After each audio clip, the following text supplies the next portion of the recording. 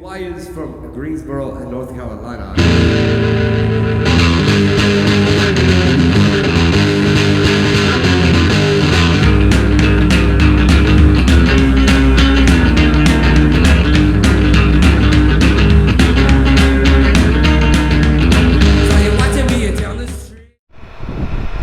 Alright, so I just got through the traffic jam coming south on 55, picked up the bike from the dealer, got my scheduled service done today, and as soon as I got on the interstate, my warning light came on. I got some kind of bulb icon with a down arrow on it, which I am not sure what that means. If it's the low beam headlight that's out, I don't exactly know. I was behind a car and the reflection of it looked like it was working, but I couldn't exactly tell. So I guess we're going to ride this out home and take a look at the manual when we get there to see exactly what's wrong. I hope I don't have to take it back. Leaving on the trip tomorrow afternoon, heading west, Colorado, Wyoming, somewhere out there. And it's been my first really kind of time on the bike since last fall when we were in Colorado. The initial plan for this trip was to go to the northeast, New York, New Hampshire, Vermont. But with the hurricane coming up from the Gulf, looks like it's going to make landfall overnight tonight. Next week is looking pretty wet up there. So we made a last minute change of plans. So I really hope I don't have to take this thing back into the dealership tomorrow. It's not a short trip for me. But if it's something serious, obviously I can't take this on the trip. So I hope it's something simple that I can take care of myself. The bike seems to be running great. When it initially came on, I hit the brakes a couple times and it went off, then it came back on. So I'm not exactly sure if it's electrical or if it's something with the brake system. They did do a brake flush for me, so I don't know if it's related to that. I just don't know. So, as you can see here, this is marvelous afternoon rush hour traffic on Interstate 55 coming out of Chicago. Driving this pretty much every day now. And from where I'm at, we'll probably see 5 or 6 miles at least of this kind of slow backed up nonsense. But while we're on the bike, just kind of want to talk a little bit about the trip planning this time. So back when I was making videos regularly, I was taking 2 major trips and probably 2 minor, like long weekend trips a year. And with the time I was, you guys don't know, I was the president of the largest gun club in Illinois. 2,500 members, 300 acres, right? Everything from skeet, trap, sporting clays, all the way up to tactile training, all the major shooting competitions, USPSA, IDPA, 3-gun, cowboy action. We just added 2-gun, right? All that stuff. So I did that up through spring, through March, and then I ended my 8 years of service out there. So hopefully I should have some more time to get back to riding.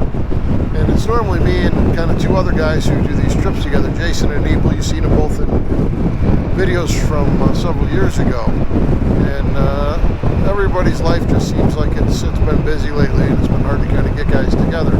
So last fall we went out to Colorado, and it was just Jason and I. And Ebel fell and broke his leg and hurt his shoulder, so he's out for this trip as well. So it looks like it's just Jason and I, and we're going to, like I said, head west. So the initial plan was he was going to come down to my place near Joliet, and we're going to take off to go to the east from there. But now that we've kind of are changing that up, I think he's going to meet me in Iowa, and I was going to take off tomorrow afternoon. And there's Illinois State Police, so that probably means traffic's going to get worse up here. But so I'm going to probably meet him in Iowa City or Des Moines, and then we'll continue out west that way. And normally I would just take off early in the morning on Saturday. They're saying it's going to rain here Saturday morning. So I was hoping to get out tomorrow night. Now, if I got to deal with this bike stuff, who knows what's going to happen, but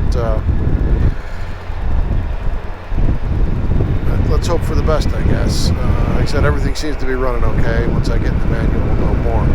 So if we go out west, we've done Colorado twice before. Rocky Mountain National Park, I think I've been in 3 times now, done that loop. Independence Pass,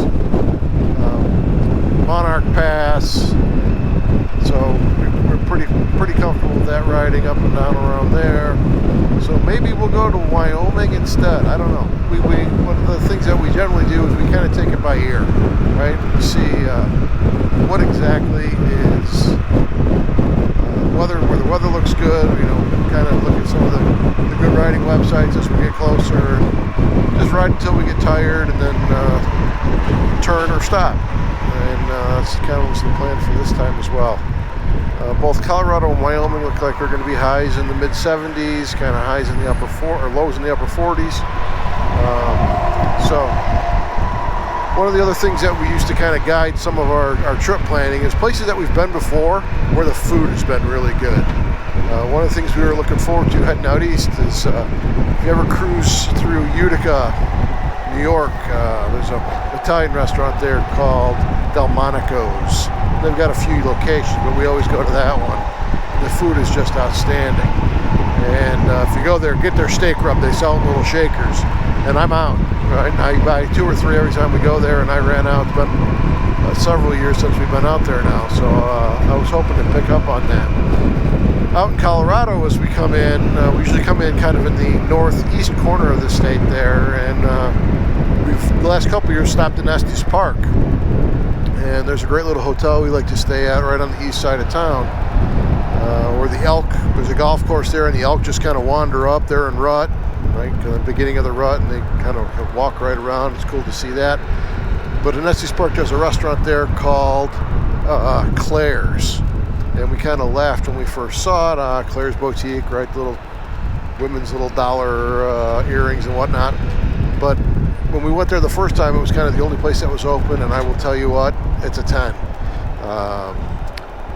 They always got great specials. The meat, big portions, great potatoes, vegetables. The bar is great. They have specialty drinks. Not super big, right? So you may wait if they're busy, but definitely by far our favorite place there to eat in Estes Park. So we'll see if we head back that way again or not. But I'd be interested to hear from you guys on where you like to eat. Like when you go places, like where is the must-stop places? When we went down to Austin and San Antonio down there, and we did the Three Sisters kind of Texas Hill Country rides. We hit up a number of barbecue places down there. One of them being the Salt Lick, and the Salt Lick was good. But there are a couple other smaller ones. Make sure you hit up those smaller mom and pop shops, right? We rely on Yelp quite a bit when we're new in the place for the first time, and I can't even remember the names of them right now. But shop it around. Don't kind of get locked into the places that everybody talks about. Obviously, you want to do those, but try it. When you check into your hotel, ask her where the locals eat, right?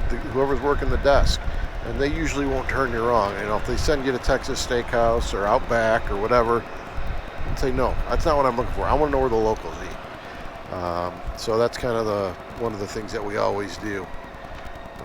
In terms of gear for this trip, really not too much new, I don't think. I did a new mount for this GoPro, and this is kind of a test run of that to see how the audio sounds with this mic I got in there.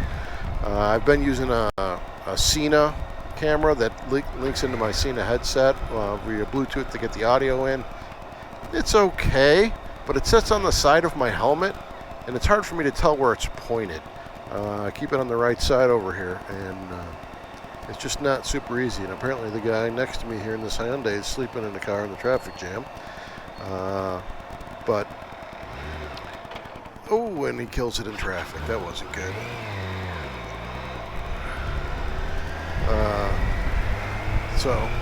The other thing that they did do when I had the bike in, right? So it was oil change, brake fluid change, and they replaced the battery. So I wonder if that's got something to do with the battery.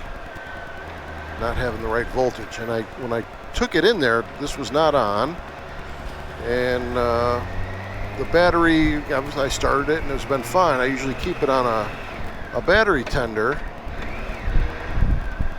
when I'm not running it, and it was a 6-year-old battery, so I was not surprised that I needed one. But I wonder if they did something when they swapped that out, or if this is so low charge or something. That I don't know. I gotta say, I'm still kind of worried about it. Right? We'll see what happens.